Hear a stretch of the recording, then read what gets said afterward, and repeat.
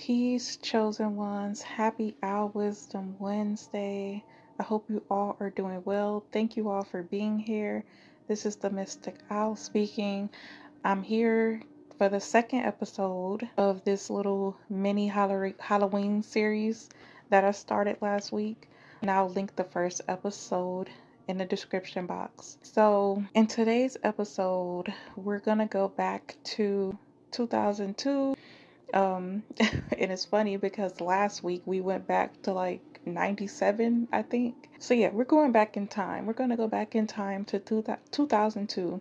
It's the summer of 2002. I'm 10 years old and we're getting ready to go on our annual family reunion trip down south. My family is from the south, both sides of my family, both my parents, all four of my grandparents. I'm actually first generation northerner, so my roots are southern. So we're getting ready to go down south. And this year we are going to Atlanta, Georgia. And just being a kid and around the time, like this was like the beginning of the Atlanta movement, the Atlanta music movement. And I'm a music junkie, music fanatic. I listen to every genre. And so I'm excited because all of these celebrities and artists are coming out of Atlanta in 2002. And I actually did end up meeting the Yin Yang twins in Atlanta during this family reunion. So we coming from up north, going down south to Atlanta, we're driving. I don't remember how long the drive was. I could have Googled it before I started recording. I just didn't. But we drove everywhere. We drove from Michigan to Georgia and other places as well. But this particular year, we were going to Atlanta.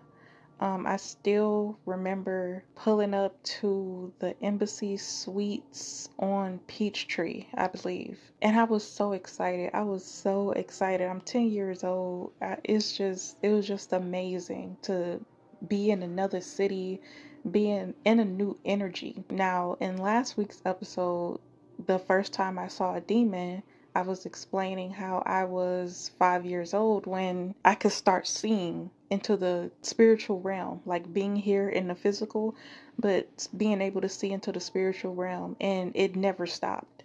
It still hasn't stopped. And I'm 33 today. So from 5 years old, fast forward, I'm 10 years old and I'm still able to see spirits. I'm still in some type of, I don't want to say spiritual warfare. This is not really warfare at this time, but it was the beginning of warfare. Because when I saw that demon at 5 years old, it's like they can smell you out. It's like they can sniff you. It's an energy and it's a scent that's attached to it. So, we do the whole family reunion thing and the banquets and the dinners and the meet and greets and all this other stuff. I'm just having a freaking blast. It was just fun. I'm there with all my cousins. You know how it be when you with your people. It's just fun. It's just chill. I can't remember how long we were there. It had to be like 4 days that we were there. Everything is normal. Everything's fine. Most of my spooky stuff and spiritual warfare is happening up north, back in Michigan. Left all them demons there in Michigan. I'm in Atlanta now. I'm having a fucking ball.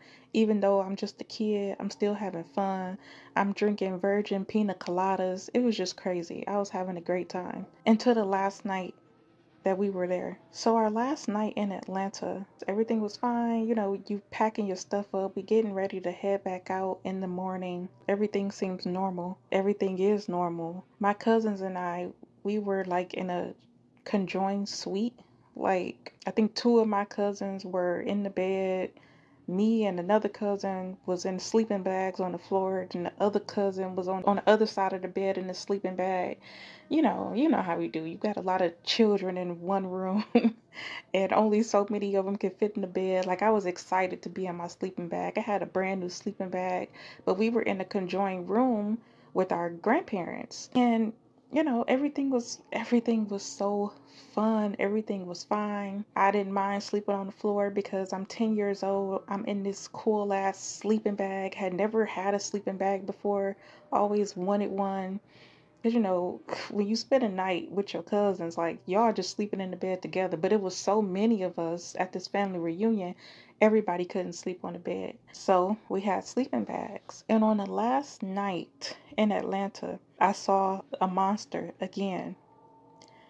And can't remember what time it was, but I just know it's late at night and everybody is asleep. Everybody is asleep. It's super quiet. You can tell it's probably like the wee hours of the morning just by how still and silent everything was. So I'm laying in my sleeping bag directly next to the bed, and I just so happened to be woken up from my sleep, and I looked over, like, under the bed. I'm on the floor, so it's easy for me to look under the bed. Look under the bed, and it's something with like glowing red eyes and teeth, but it's just eyes and teeth. I couldn't really see a figure. There's no figure, there's no shape. Today I know that that's an entity, an energy. Entities don't have shapes. It's just something that you can make out. But at 10 years old, I'm freaked out and I'm like, what is that? Like, what is happening? Everybody else around me is asleep. No one else can see this fucking monster or demon, whatever it is. And I'm like, okay, I'm tripping. Like, I'm tripping. Like, ain't no way this is happening in Atlanta.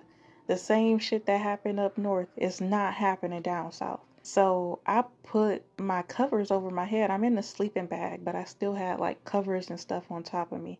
I put the covers over my head, closed my eyes, because that usually works at home to get rid of the demons. I put the covers over my head, close my eyes, and look again. And this time it's closer, like it's still there, like letting me know, hey, I'm real. I don't give a fuck how long you cover your eyes. So now I removed the cover from my eyes and I let out a scream, and still nobody woke up. And I'm like, I gotta be dreaming. Like, how y'all don't hear me screaming? I'm in a room full of people and nobody hear me screaming, literally. So I get up. I get up. No one heard me let out this little scream or whatever. Everybody's still sleeping. I'm 10 years old. I get up to go to the bathroom, turn the light on in the bathroom. Oh, it's nothing in here. There's no monsters in here. It's just me in here like it should be.